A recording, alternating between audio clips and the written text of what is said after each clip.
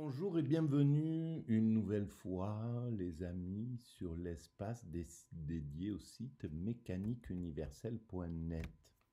Le site qui vise à démontrer que l'histoire a un sens, une orientation, une destinée. L'évolution de l'humanité a une destinée. Travaille sans le savoir à construire le paradis pour nos futurs descendants. C'est aussi basique que ça, et je n'ai pas envie d'employer d'autres termes pour parler de cette intuition qui m'est apparue il y a 25 ans déjà, voilà, à peu près 25 ans. Non, 25 ans pile. Je vais essayer d'être le plus précis possible et ma maladresse verbale fait que parfois je suis obligé de rectifier ma propre façon de parler. Voilà, alors ça c'est la théorie. Que quand je l'ai imaginé, je pensais être le seul. J'avoue que comme je ne connaissais pas la philosophie, je ne m'intéressais pas à la spiritualité vraiment, mais que de façon un peu comme ça. Je n'avais pas compris que cette idée, elle était déjà dans l'esprit de bien des philosophes, euh, et surtout des philosophes du 19e siècle. On va l'écouter en écoutant ce qu'on va écouter là.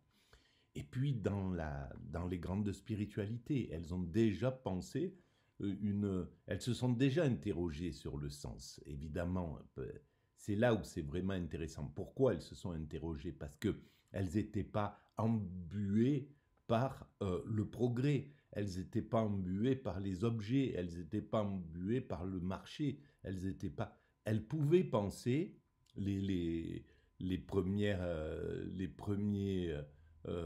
grands intuitifs du judaïsme, de l'hindouisme, du bouddhisme, du christianisme, de l'islam, n'étaient pas encombrés par le marché, même évidemment il y avait des choses sans doute à résoudre à l'époque, mais le temps n'était pas le même. Aujourd'hui on ne peut pas penser le futur, c'est très difficile, mais eh bien à mon sens, on est en train, cette théorie-là que je développe, elle est en train de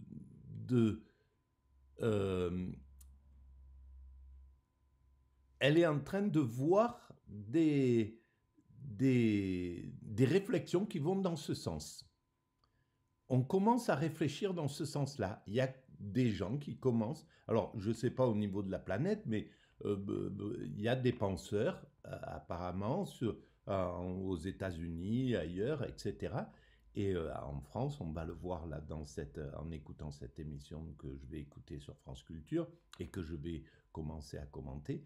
Il y a des penseurs qui commencent à penser, qui commencent à vraiment s'interroger sur cette finalité. On recommence à penser téléologie, c'est-à-dire l'étude des fins dernières des choses.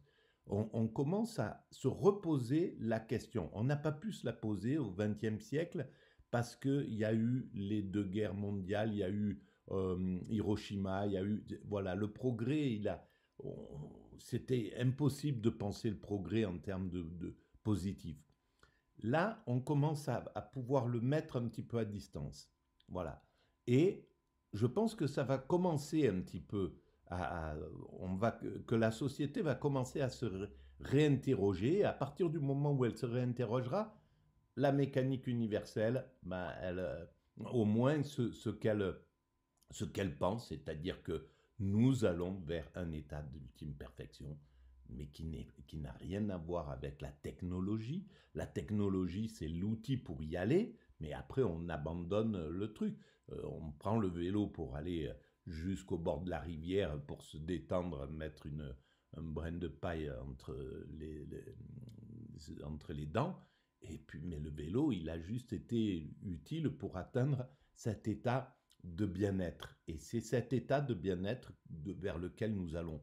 Le vélo, qui est le progrès qui nous amène, on n'en aura pas plus besoin, où il nous servira juste à pouvoir jubiler dans cet état-là.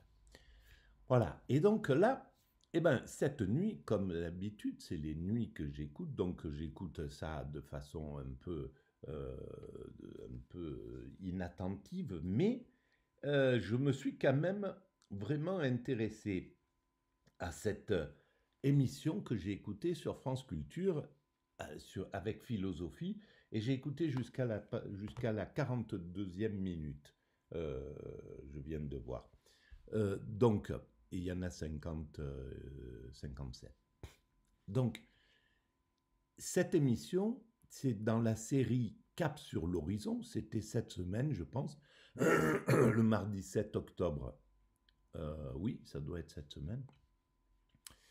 Cap sur l'horizon, donc c'est une réflexion sur l'horizon. Et à chaque fois, les thèmes sont géniaux. Cette émission, je l'adore. Voilà, elle me détend. Mais voilà, j'écoute ça pour me détendre. Certains trouveront ça un peu. Mais bon, voilà, c'est vraiment ce qui me détend.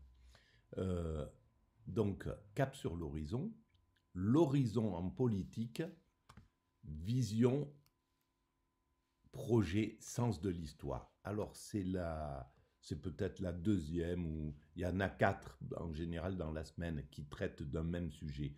Cap sur l'horizon, il y a sans doute 4 émissions d'une heure environ qui traitent du sujet. Et bien là, alors, qui sont invités? Ça, c'est très intéressant. Jacob Rogozinski, philosophe et professeur de philosophie à l'Université de Strasbourg. Très intéressant. J'y vais et je vais aller à l'Université de Strasbourg. J'y vais une semaine. Donc, j'irai au moins à la bibliothèque de Strasbourg. Si j'ai un peu de courage, j'essaierai de rencontrer ce professeur, mais je suis pas tout à fait d'accord avec son point de vue. Il y a Amaena Guegno, attaché temporaire d'enseignement et de recherche en théorie politique à Sciences Po Paris, qui a écrit un livre vraiment intéressant. Alors, où est-ce qu'il est? Et surtout, ce qu'elle dit. Alors, où est-ce qu'il est son livre? Bon, bref, c'est pas grave. Il y a Amaena Guegno et Jean-Philippe Millet, agrégé docteur en philosophie. Voilà, les 3 intervenants. Et alors, Amaena Guegno,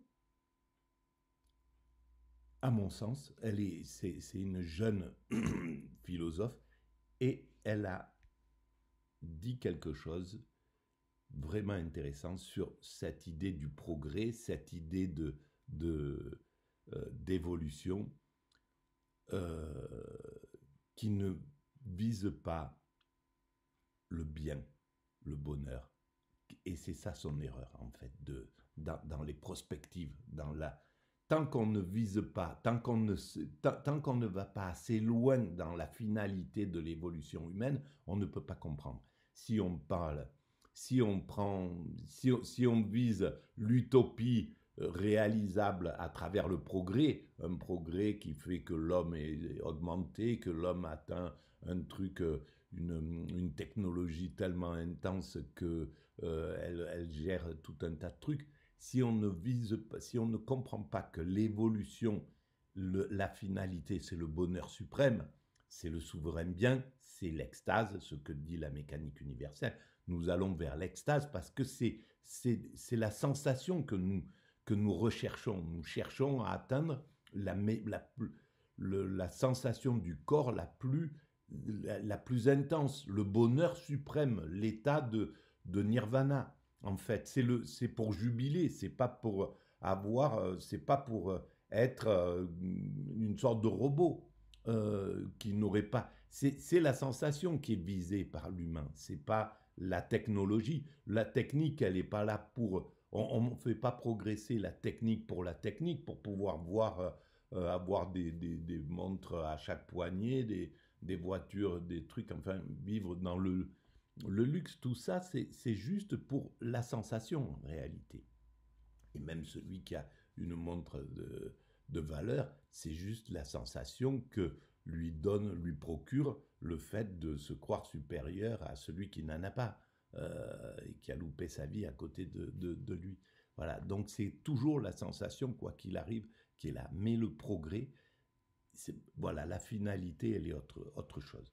Alors je lance et je vais faire au moins une vidéo, et puis les autres, eh ben, je les ferai en Alsace, je pense. Allons. Culture. Alors.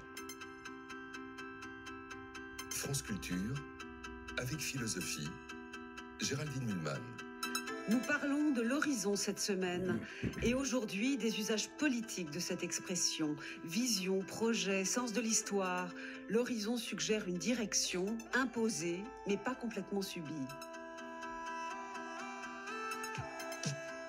Au-delà de nous et des aléas de la politique, il y aurait une flèche partant du passé, nous traversant et montrant vers où l'histoire tend. Tout au loin, nous la verrions se perdre dans l'horizon, figure d'un avenir de l'avenir, au-delà de ce que nous pouvons même imaginer. Mais à quoi sert donc d'évoquer l'horizon en politique ? L'enjeu est-il plutôt de dégager avec force l'enjeu du futur ? Est-ce comme enjeu d'affirmer que nous avons quand même une prise sur ce qui arrivera ultimement, que nous devrions le voir un peu malgré tout et mettre nos efforts dans cette direction ? L'horizon politique, c'est en effet souvent ce qui permet d'affirmer qu'on a une vision, mot si courtisé lui aussi, surtout en ce moment où on ne voit pas grand-chose. La vie... Bon, là, je l'avais pas entendu ça, le tout début. Je devais somnoler. Il y a beaucoup de passages où je suis, voilà, comme je l'écoute à moitié endormi, c'est une écoute un peu, pas vraiment précise. Mais en fait, j'écoute souvent comme ça parce que je fais toujours quelque chose à côté et c'est jamais une écoute bien intéressante, sauf quand je fais ces vidéos. C'est ça qui est vraiment intéressant. Et là, j'avais pas entendu ça. Ben voilà, là, c'est exactement ça, cette flèche. On commence à se réinterroger sur cette flèche, sur ce qu'a dit Hegel, sur la pensée de Hegel, sur la pensée. La semaine d'avant, c'était sur Saint-Simon. Pareil, ça parle de ça. Condorcet parle de ça, de cette évolution. Kant parle de cette évolution. Le projet de paix perpétuelle, c'est pas pour la paix perpétuelle, c'est pas juste pour s'amuser à atteindre la paix et puis dire ça y est, on a touché le mur, voilà. Et puis non, il y a quelque chose derrière la paix perpétuelle. Il y a la sérénité absolue. Voilà, si on atteint la sérénité, si on atteint la paix perpétuelle, ça veut dire qu'on a résorbé nos démons intérieurs. Donc on n'est plus un danger pour nos congénères, ni pour la planète, ni pour les autres espèces. On peut vivre en harmonie avec sur cette planète qui est un paradis potentiel. Et il suffit de se balader pour se rendre compte que on peut en faire véritablement un paradis, qu'une grande partie de cette planète, c'est la nature et c'est le paradis. Et voilà. Vision, c'est comme l'assurance qu'au-delà des événements malheureux qui sont souvent craints dans les périodes de brouillard épais, il y a quelque chose en quoi nous pouvons espérer, pour parler comme le philosophe du XVIIIe siècle Emmanuel Kant. Un ailleurs, situé par-delà nos actions, mais un peu aidé par celles-ci. Et oui, l'horizon politique dit volontiers et tout à la fois la non-maîtrise et la maîtrise partielle, en cela rassurant malgré son mystère. Bonjour Amaena Guignot. Bonjour. Vous avez publié cette année aux éditions du CNRS un ouvrage issu de votre thèse de doctorat en philosophie. Il s'intitule « La société des projets ». Bonjour Jacob Rogozinski. Bonjour.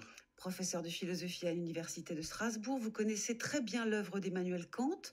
sa réflexion sur l'histoire et sur l'horizon de celle-ci, même si les mots de Kant sont plutôt projet et espoir. Vous connaissez très bien aussi la pensée de Jacques Derrida au XXe siècle, qui a développé l'idée de messianicité, dont il assurait qu'elle n'avait plus rien de religieux, à la différence du mot messianisme. Vous nous expliquerez. Et bonjour Et Jean-Philippe je ne Millet. sais pas, Bonjour alors Géraldine. là, Vous êtes est-ce que, pourquoi il n'y aurait pas de messianisme? Mais bon, là, c'est vraiment, parce que Derrida, la déconstruction, c'est vraiment une vision. Alors oui, c'est pas, ça vise peut-être pas la finalité. Je ne sais pas le travail, je ne connais pas suffisamment bien le travail de Derrida. Mais par contre, son travail sur la déconstruction, c'est vraiment une logique de progression, c'est-à-dire quelqu'un qui a compris que on sort de la colonisation, on sort d'un truc, et il va falloir déconstruire tout un psychisme qui est là, il va falloir déconstruire des mécanismes, des trucs, etc., pour aller plus loin. Et donc, c'est prospectif. Alors, je ne sais pas comment il considère la finalité, Derrida. Mais quoi qu'il arrive, il a été confronté forcément à la pensée justement de Kant, de Hegel, des Saint-Simon, des progressistes qui pensent à un avenir radieux. C'est obligé. Donc, il a dû Vous êtes y professeur de être. philosophie en Cagne au lycée Henri IV à Paris. Vous avez beaucoup exploré dans votre thèse de doctorat, en particulier, la philosophie de Jean-Philippe Martin Heidegger. Millet. Pour ce penseur du XXe siècle, l'horizon est-il bouché par la victoire tous azimuts de la technique qu'il détestait, ou bien non? Et vous, Jean-Philippe Millet, qu'en pensez-vous? Vous nous direz. Alors, donc, c'est là où qu'il détestait Heidegger. Et c'était une erreur de le détester. Ça veut dire qu'il n'a pas compris que dans la vie, la technique, elle est là, elle a un sens, elle a du sens. Si elle est là, bah, évidemment qu'elle bouche l'horizon. Évidemment que le béton fait qu'on ne peut plus penser le divin. Quand on se balade en forêt, dans la nature, le divin nous est évident parce qu'on voit bien que là, on touche à la vie, on marche dans la vie, on est dans la vie. Quand on marche dans le béton, on a du mal à pouvoir se projeter dans l'idée qu'il y a du divin. Ça nous sort du divin quand on voit les bagnoles, les trucs, les machins. C'est évident. Donc, il y a ça, mais le détester, c'est ne pas comprendre sa place dans l'évolution de l'humanité. S'il y a le progrès, s'il y a la technique, s'il y a les objets, c'est à un moment donné de l'évolution, il y a 500 ans, la nature, elle était beaucoup plus proche de l'humain qu'aujourd'hui, c'est clair. Mais aujourd'hui, on doit passer par ça. Et dans 500 ans, quand on aura atteint cet état de paradis, 300 ans, ou 1000 ans, ou 200 ans, eh ben, la technique, on aura compris que c'était un instrument qui a accompagné l'inconscience, qui allait vers sa conscience, qui accompagnait l'inconscience humaine dans son développement pour aller vers la conscience. Extrait sonore pour commencer qui nous montre certains paradoxes dans l'usage politique du mot horizon. Voici à propos du climat.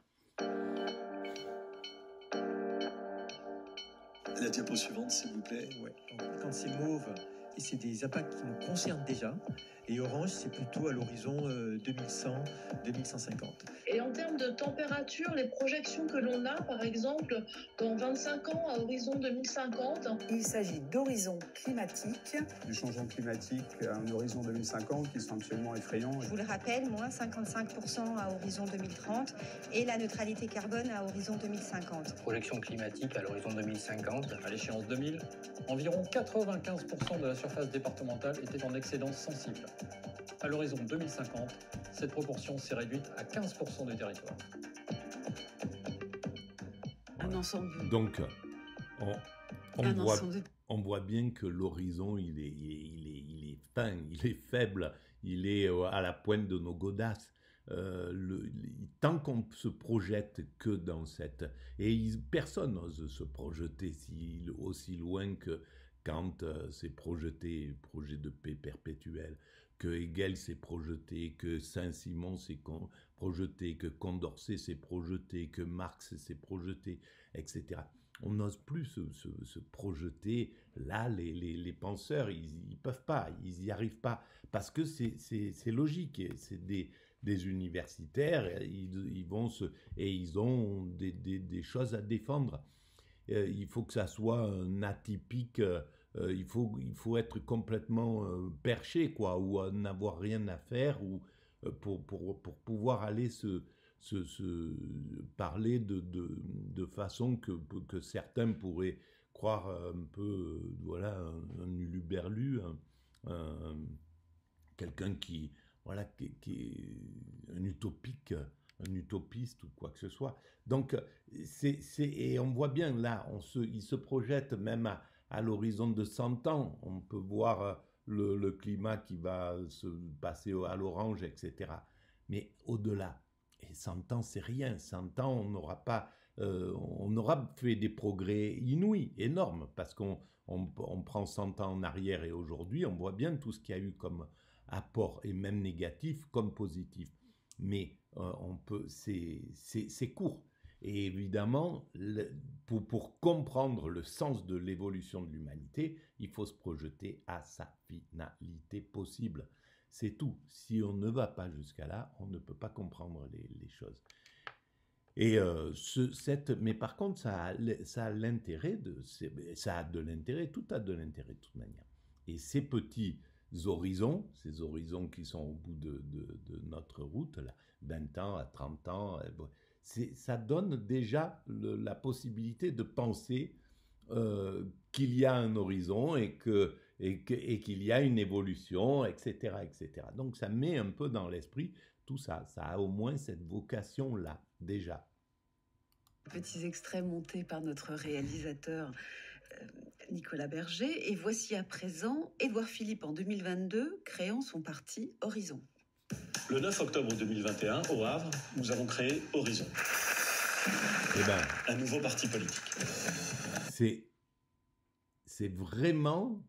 Bon, l'horizon, il peut être court et il peut être loin. Ça, il n'y a pas de souci. Donc, mais c'est boucher l'horizon que de faire un parti politique qui s'appelle Horizon. Horizon de 2000 aux prochaines élections, quoi. Horizon, je veux être élu dans quelques années. C'est vraiment réduire, prendre ce terme et le réduire et lui mettre un mur devant les yeux des gens à qui on s'adresse. Bon, voilà, le terme, il est intéressant. Au niveau politique, c'était un choix stratégique, mais c'est dommage parce que ça abîme le terme horizon, à mon sens. D'abord, nous aimons la politique. Non, d'abord, nous aimons notre pays.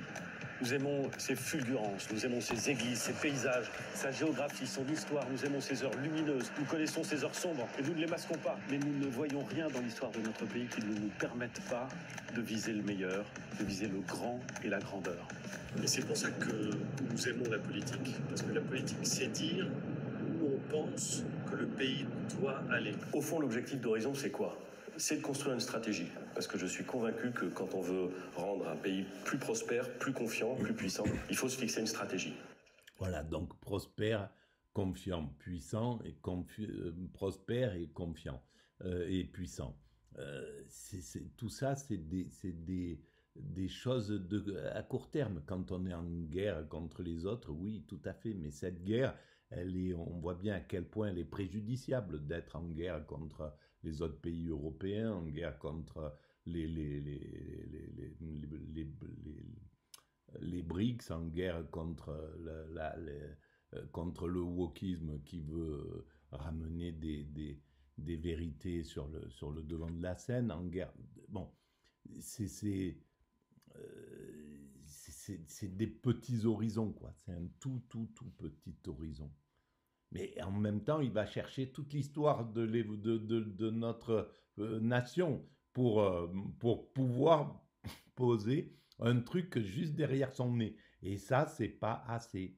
Si on veut penser la France, le bonheur de la France, c'est de penser sa caractéristique, c'est-à-dire ce qu'elle a apporté à l'humanité, ce qu'elle a apporté en termes social, en termes de liberté, en termes d'égalité, en termes de philosophie, de pensée, etc. Qu'est-ce qu'on peut apporter à l'humanité en termes de bienveillance, en termes d'universalité? Est-ce qu'on peut apporter toutes ces valeurs à l'humanité? Est-ce qu'on ne pourrait pas faire de ce pays un centre qui est enviable comme il l'a été à certains moments, et le rendre véritablement viable, montrer à quel point c'est un pays qui peut être magique dans le sens où il a des choses à apporter à l'humanité, dans la mesure où il est OK pour prendre aussi le meilleur de tout l'extérieur et de comprendre que c'est vers la symbiose qu'on doit aller et non pas vers une domination, une puissance, un pouvoir de s'imposer sur autre chose. Je ne suis pas sûre de comprendre. L'horizon, c'est se fixer une stratégie. Est-ce que l'horizon, ce n'est pas au-delà de la stratégie? Est-ce que le mot stratégie n'est pas contradictoire avec l'emploi du mot Bien horizon? Qu'en oui. pensez-vous, Amaena Guénion? Bien sûr. Alors, merci beaucoup pour ce double montage. Je voudrais d'abord rebondir sur sur ce montage lié à l'écologie, puisqu'il s'agit bien évidemment de réfléchir dans un contexte dans lequel l'Holocène s'achevant, nous n'avons plus les mêmes horizons que les civilisations humaines qui nous ont précédés, et il y a bien une restriction des possibilités de projection, d'action, et l'horizon se ferme d'une certaine manière puisque les conditions matérielles de la projection changent. Oui, sauf que ça, c'est pas irrémédiable. Elle a absolument raison, ça change, mais ça peut changer, voilà, on voit bien que justement grâce à ces jeunes, grâce à Amaena Guénion, grâce à toute cette jeunesse qui est là, le reflux et l'évolution vers le positif, il est en marche. C'est parti. Même de définir, beaucoup de gens le savent, mais c'est un mot néanmoins nouveau, le mot Holocène, et surtout quelle périodisation vous adoptez. Ah oui, bien ça, sûr. c'est Alors l'Holocène désigne une époque géologique qui a commencé il y a 12 000 ans et qui se caractérise par un climat relativement tempéré. Et je dis bien qu'il a abrité l'ensemble des civilisations humaines depuis l'invention de l'écriture. Et donc, nous changeons d'époque géologique, ce qui implique évidemment une transformation radicale des horizons de l'action et de la projection humaine. Ah, vous aussi, vous dites les horizons de l'action. Qu'est-ce que vous voulez génial. dire? Est-ce que l'horizon de l'action, c'est un abus de langage? Alors, pour rebondir sur cette question d'horizon et de stratégie, je pense qu'en effet, il y a une sorte d'abus, puisque l'horizon désigne par définition une perspective qui est en partie imposée, alors que la stratégie est censée être l'art de la maîtrise des outils que déploie le militaire, par exemple. Est-ce qu'il y a une contradiction dans la notion d'horizon d'action? On peut le dire d'une certaine manière, puisque on le verra tout à l'heure avec Hannah Arendt, il y a dans l'idée d'action une sorte d'indétermination, alors que l'horizon détermine certaines possibilités d'action. C'est ça, bien sûr. Donc, si elle est restée. Parce que ce qu'elle dit après, c'est vraiment grandiose. Ce qu'elle dit là, c'est super intéressant. Mais ça montre, elle est consciente de la progression que doit avoir l'émission, vers quoi on va tendre. Et donc, c'est juste une sorte d'entrée en matière qui est dite. Mais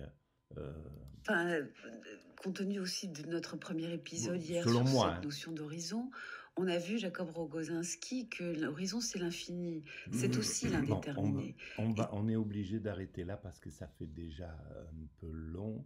Bon, on va écouter, on va aller même... Ce n'est pas justement ce qui nous détermine. Après, si on accentue cet aspect, et si néanmoins, notamment dans l'usage du mot stratégie pour parler d'action, et même dans l'usage des mots plan, voire projet, nous y reviendrons, on pense quand même un peu maîtriser l'histoire, enfin l'histoire qu'on est en train de faire. Tout ça, c'est la réflexion sur l'horizon proche, l'horizon là, l'horizon politique, l'horizon...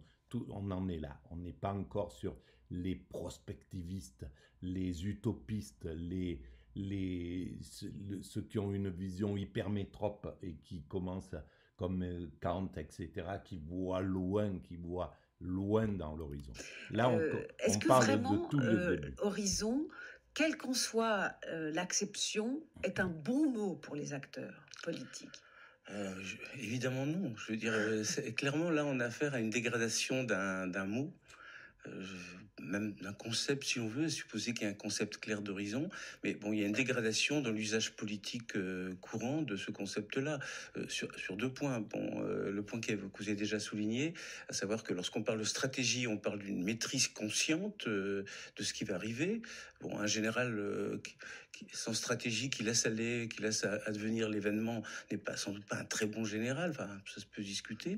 Ici, bon, voilà, créer un parti politique appelé Horizon, ça implique déjà que l'horizon ne signifie pas un horizon, parce que l'horizon comme tel, c'est une limite, mais une limite qui recule sans cesse à mesure qu'on avance vers elle. Donc c'est lié à l'idée de progression, et c'est aussi à l'idée de quelque chose qui se dérobe, quelque chose qui fuit, que justement on ne peut pas maîtriser. Bon, alors le second point, ça c'est encore plus grossier, je trouve, lorsqu'on dit à l'horizon 2030, il fera tant de degrés, etc. Donc c'est pas du tout l'infini, là. Oui, alors là, le mot horizon signifie simplement à la date de. Voilà, c'est une manière vaguement ephémique, vaguement poétisée de dire à la date de 2030 ou à la fin du siècle. Donc là, on n'a plus du tout à faire un horizon. Surtout qu'on le déborde tout le temps, ça correspond, quand c'est les politiques qui parlent de ça correspond à rien parce que on n'y arrive pas, ou c'est très rare, c'est vraiment pour vendre leur élection, quoi. Cette dimension d'illimitation et de dérobement. Je veux dire, et clairement, l'horizon, on l'atteint jamais par définition. Donc c'est une limite infranchissable. Le problème peut-être... si, alors justement, c'est là où justement je suis en contradiction. C'est que l'horizon, il y a un moment où on l'atteindra. C'est l'horizon, dans l'évolution de l'humanité. Ce dont parle Kant, par exemple, projet de paix perpétuelle, on atteindra la paix perpétuelle. On atteindra la paix... peut-être pas perpétuelle, parce qu'on ne sait pas après, une fois qu'on est dans cette... Mais on atteindra la paix universelle, la paix absolue, par exemple, selon moi, dans la chose. Donc, il y a une sorte de finalité, c'est-à-dire l'humanité atteindra son ultime perfection, la perfection qui sera la perfection qui sera indépassable, en somme. On peut atteindre un endroit où on a concrétisé les choses.